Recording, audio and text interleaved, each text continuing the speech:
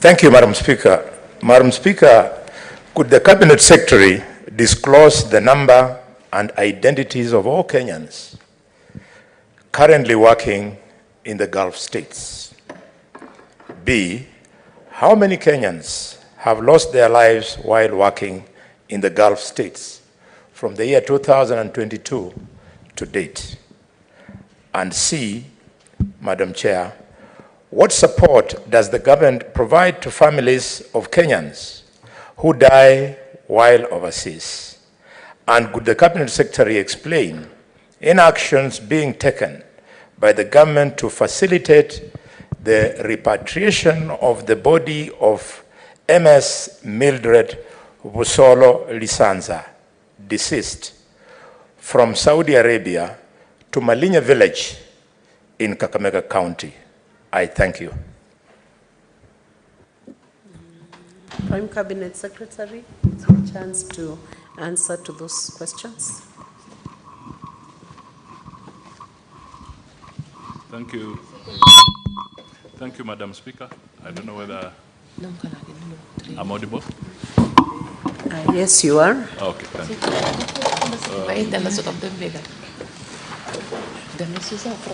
Thank you, Madam Speaker. But not too audible. I don't know why. The volume is quite low. Could you improve that? Technical team. I can hear him well, but I'm not sure whether the senators at the back can hear him. You may proceed. Thank you, Madam Speaker. On the first question, I wish to...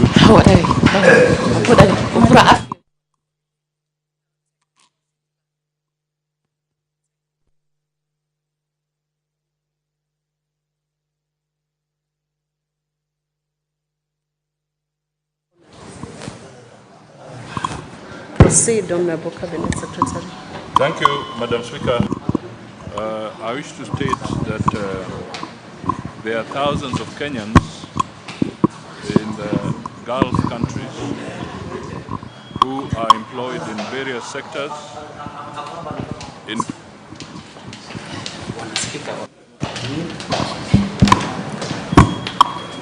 I think hold a bit, Honorable Cabinet Secretary. Take your seat. Technical team, we have a problem. We don't know where that mic is coming from. It's disrupting the proceedings. Can you clear the sound system? It's disrupting the proceedings.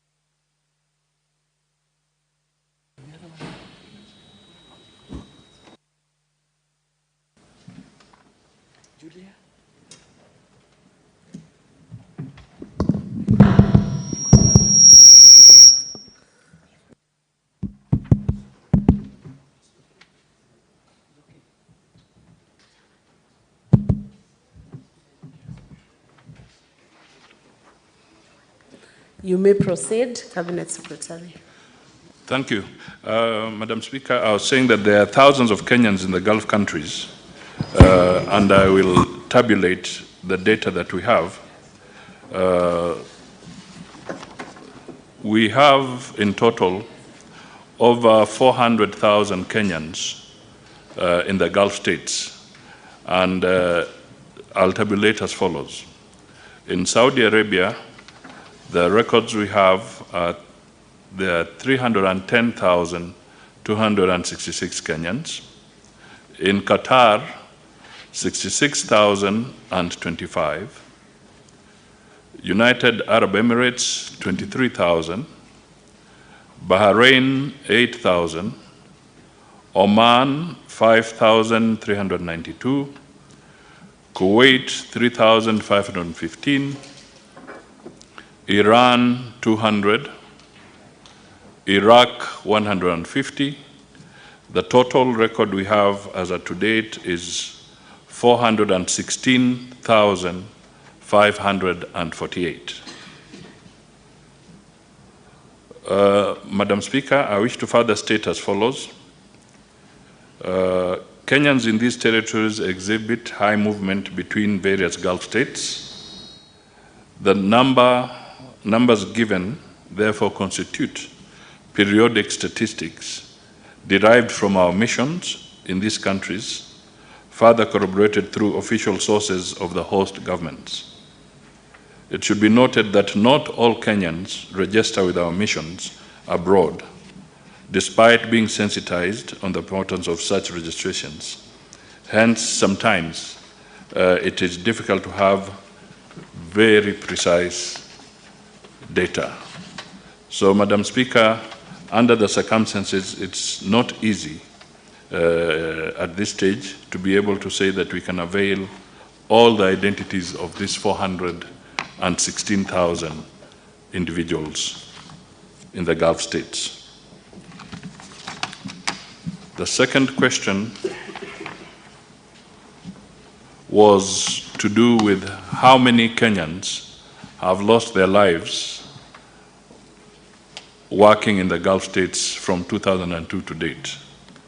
The records we have show that the total number of Kenyans who have lost their lives in the Gulf region is 316.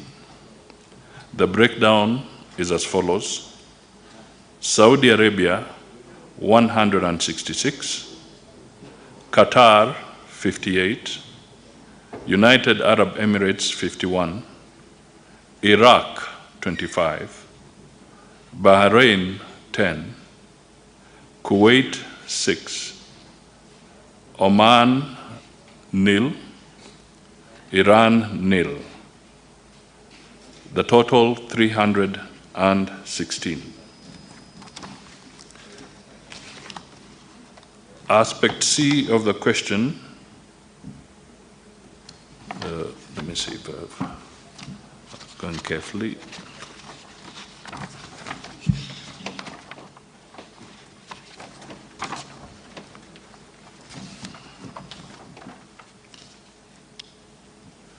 The issue is, what support does the government provide to families of Kenyans who die overseas?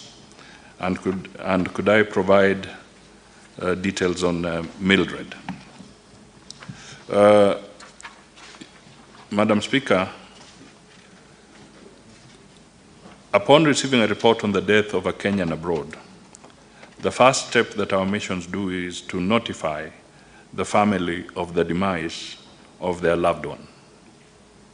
The ministry does this by liaising with the employer, the foreign recruitment agent, if they're foreign-based, and the local recruitment agent based in Kenya to establish information about the deceased and next of kin. 2, the ministry also has a robust counseling department that offers psychological support to family members, including managing of the information, assessment, counseling, preparation for travel for a family representative or family member, and coordination with family members to receive the body of the deceased. The ministry also establishes the migration status of the deceased where possible, coordinates with the employer, the government agencies, diaspora groupings, other stakeholders and the family, while ensuring that the body of the deceased is well preserved ahead of repatriation back home. The ministry also follows up on the benefits and entitlements of the deceased person from their place of work in accordance with the applicable laws of the host country. 5th, the mission facilitates obtaining of a post-mortem report to establish the cause of death and provides necessary documentation to facilitate the repatriation of the body back home. This includes issuing a no objection certification for the body to be transported to Kenya. The ministry also facilitates administrative procedures, including police investigations, if any, and a settlement of hospital and medical bills as appropriate. The ministry also coordinates with the deceased family on the arrival at the arrival port and date and facilitate to receiving of the body. Where the deceased is not employed or out of immigration status, the embassy liaises with the ministry to inform the family to enable them to make necessary arrangements, including sending a representative or a family member to facilitate repatriation of the body back home. Madam Speaker, there are limited resources available in terms of government support and facilitation for actual payment of bills of the deceased, as well as repatriation of mortal remains. However, in extreme cases and on a case-by-case basis, the ministry has invoked such support for extremely needy cases. For instance, in the case of Albania, there was medical evacuation, there was the death of an athlete in Mexico, and a student in Finland, where the ministry had to bear the costs. In many other cases, the ministry works and mobilizes the diaspora through associations to raise the necessary funds to facilitate repatriation. Madam Speaker, the final aspect that I wish to respond to is with regard to Madam Mildred Bosolo Lisenza. We got information, she was reported to have died on 5th February 2024 in Saudi Arabia. The mission established that at the time of the death, the deceased was employed on a valid contract. The mission, also through the recruitment agencies, established the contacts of the deceased's family and obtained a post-mortem report to establish cause of death and preparation of the body for repatriation home.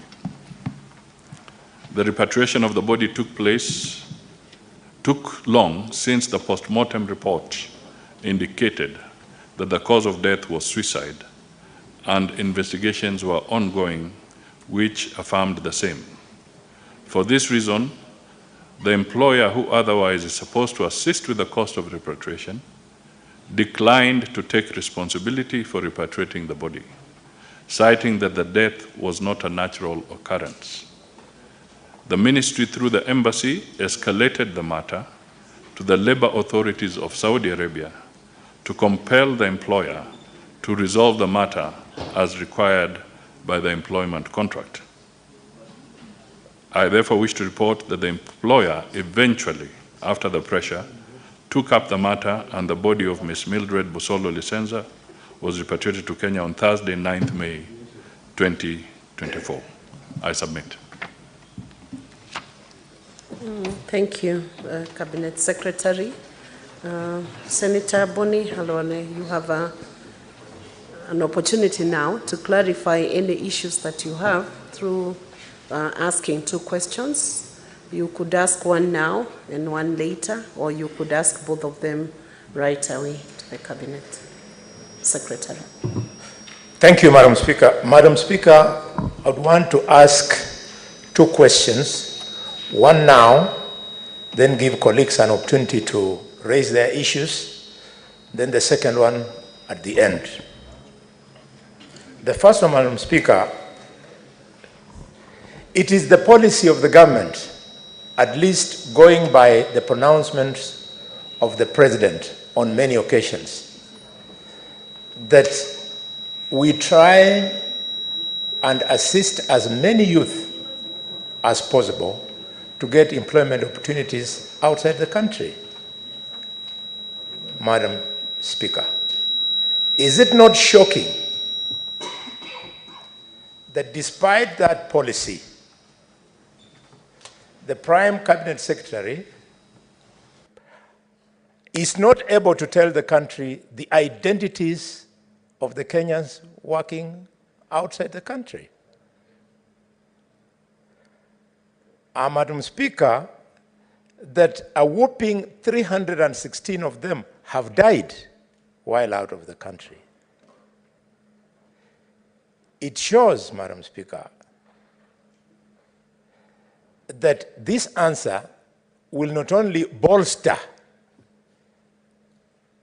the employers who, in one way or the other, contribute to the death of these people, but also it will discourage parents from yes, Speaker, I know where you're going. Senator, you do not know where I'm going, Senator Boni, because I have not indicated. Yes. I want you to phrase your question. What you're giving now are views or debating the matter. You I hear you. phrase a clear, concise, precise question. Yes, Madam Speaker, on a complex issue like this of death, I believe senators are allowed to build the question. I was building the question, and let me leave it there. Let me not build it any further. We have 3 cabinet secretaries today coming to answer many questions of varied matters of national importance. I would beg that you make it precise and short and clear so that it's possible for the Prime Cabinet Secretary to respond. Thank you, Madam Speaker. Madam Speaker, what I was building to is that could the Cabinet Secretary be compelled to table the list of all Kenyans working in these Gulf states so that the parents and relatives can be reassured that the government is on top of things as far as their lives are concerned? Prime Cabinet Secretary, please respond.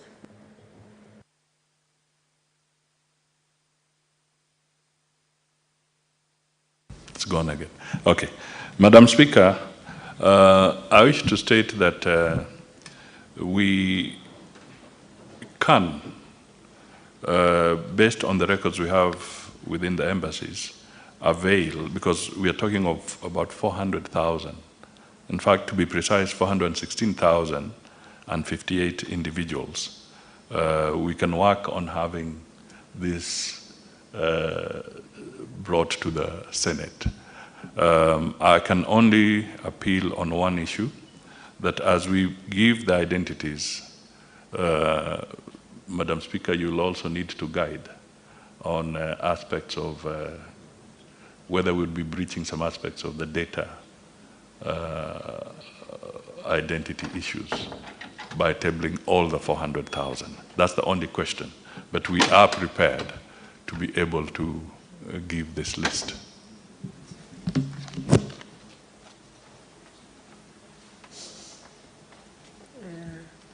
Maybe to give a guide on that, tabling of that data will be subject to the Data Protection Act. So the data may be tabled, but subject and compliance with the existing laws within those parameters so that the individuals are equally protected as that evidence is being given. And then it will be subject to release or examination to the senator who is requesting for it, not for public display, without the consent of the individuals who are working in the Gulf. Thank you. Honorable Senators, you now have an opportunity to ask